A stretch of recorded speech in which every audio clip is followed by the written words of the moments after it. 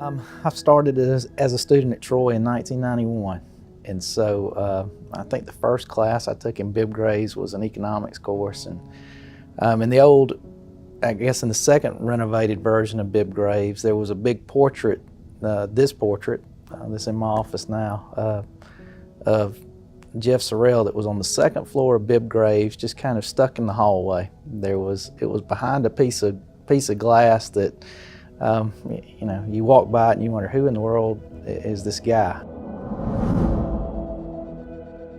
Even at that time, trying to ask questions about who he was and what he had done for the university.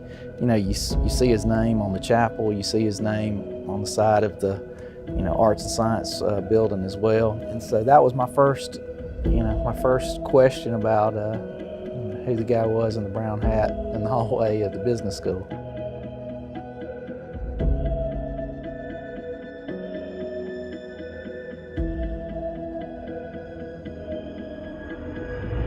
There was a book written, The Millionaire Next Door. And Jeff Sorrell seemed to fit that very well. When you visited with Jeff Sorrell, you wouldn't know he was the millionaire next door.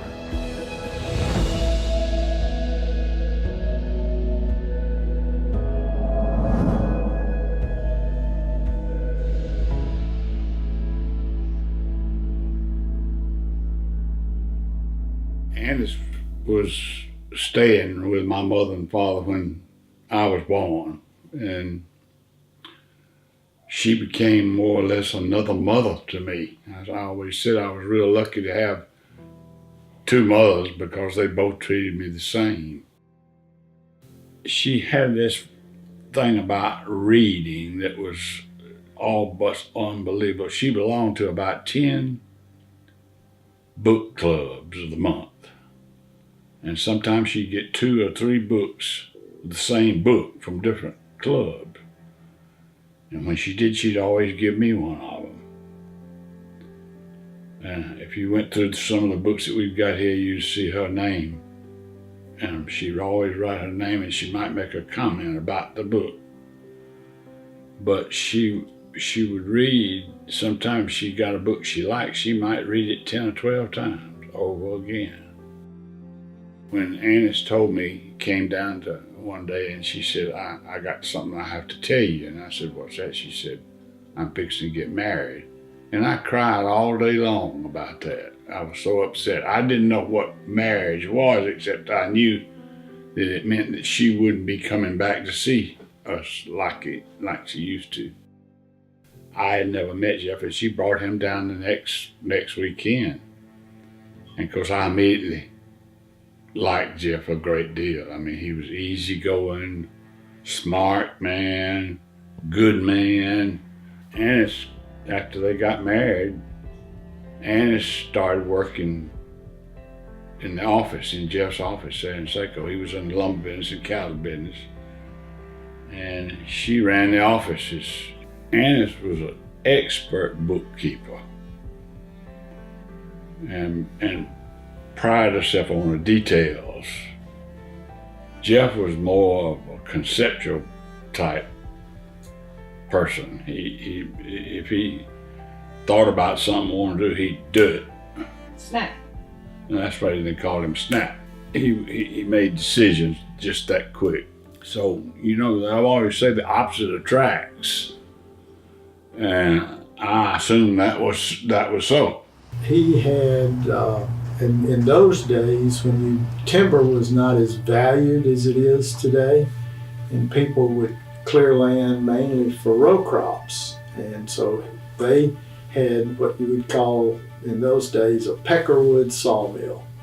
And they basically would set the sawmill up on a site and bring the trees to the sawmill, cut up the lumber, and haul the lumber directly from the site to whomever you sold the lumber to. He was very much a wise person. He would take chances, and whatever he would buy land, he would then do what he could to cut timber and pay for it. And then he would mortgage it to get money to try to buy more land. I mean, every time he'd lay it on the line and gamble and say, he believed that, as most people would say back in the day, they just don't grow any more land. He was just a smart guy, and he could spot a business opportunity and wasn't afraid to risk things and take advantage of it. One thing that sticks with me is he was a very honest man, and he was very unpretentious.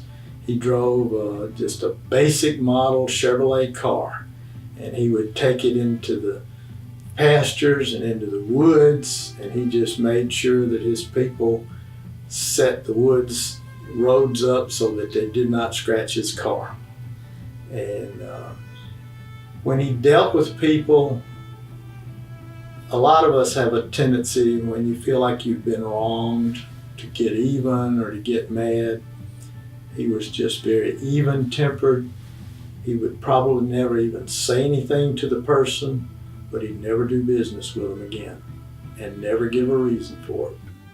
He sold, I remember one time he sold a piece of land in Montgomery County for $1 million, which was, at that time, that was a huge deal. It was in the paper and what have you. And I couldn't conceive of that much money at that time. It's still a lot of money to me, $1 million. Jeff worked.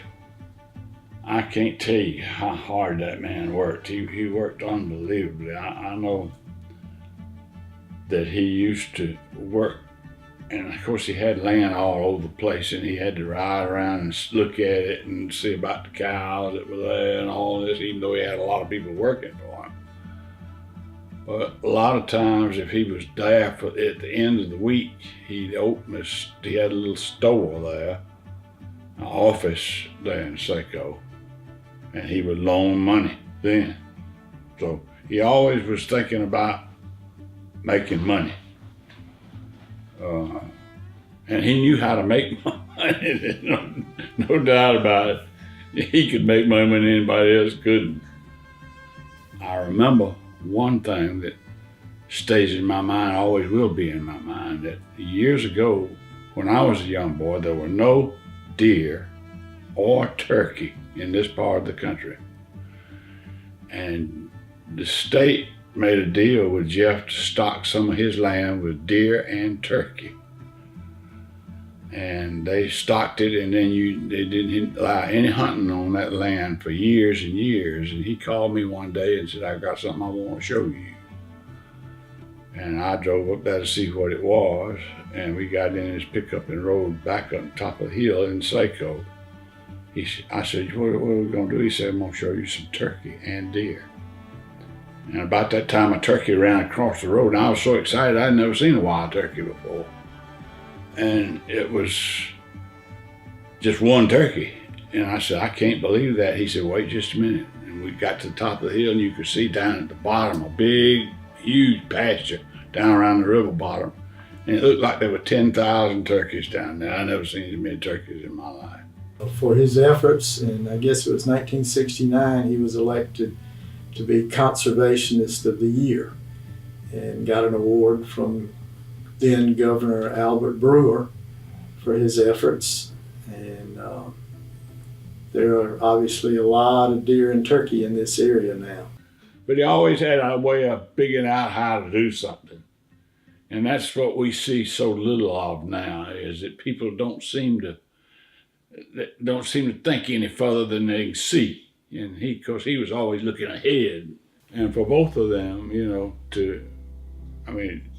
Jeff didn't have anything when he started. And of course, Anise didn't have anything. She didn't even have a car. Through his lifetime, Jeff was an extremely successful businessman. And I don't know exactly how to say how much he was worth, except he was worth multiple millions of dollars. Dr. Ralph Adams and the provost, W.T. Wilkes, promised me that the business school would get the next new building built on the campus of Troy State University. And a few months after I came here, Dr. Adams called me in and said, "We've got a chance to get a federal grant that would build a new business school building. So he said, you need to get a proposal written very fast and get with an architect and design the building, and so we can submit it to these people, and we hope we'll get the money to build your building. And he said, it's worth $1 million, but I can come up with a $250,000. As it turned out, the building was projected by the architect to call $1,250,000. And a few months later, Dr. Adams called me in, very disappointed. He said, well, we didn't get the grant. So that was disturbing to all of us. And that very afternoon, I went down to the office of our development officer, who at that time was Jimmy Gaylord.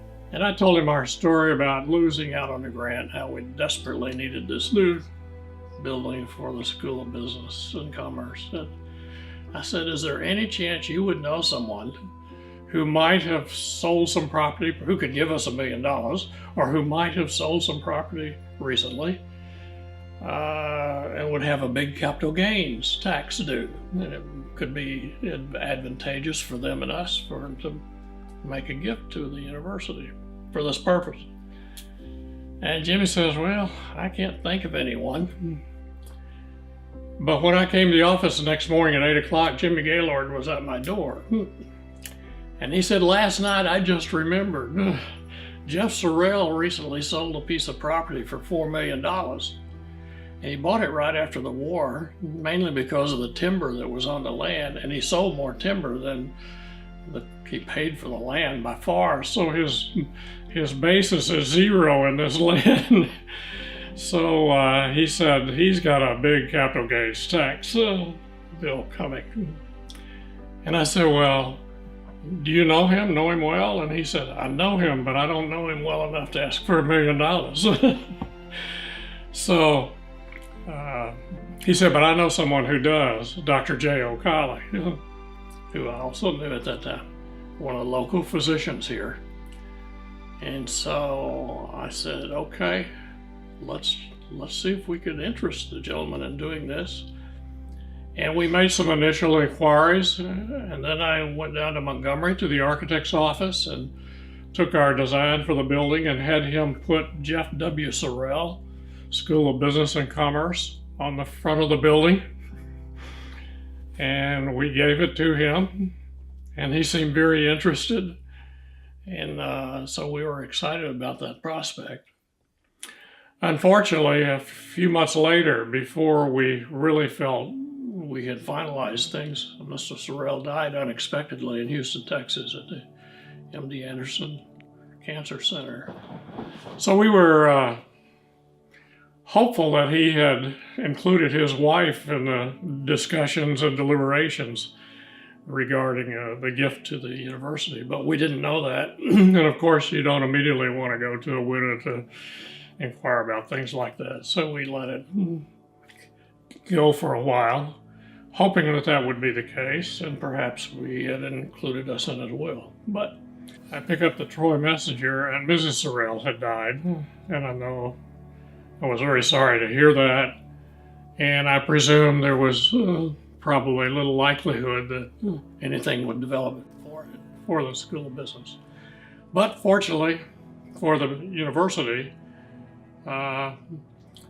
Sorrell had confided into Mrs. Sorrell. She was aware of his intent to help us with the Sorrell School of Business. And the estate wound up giving Troy not just the $1 million that we asked for the business school building, but I understand over $4 million.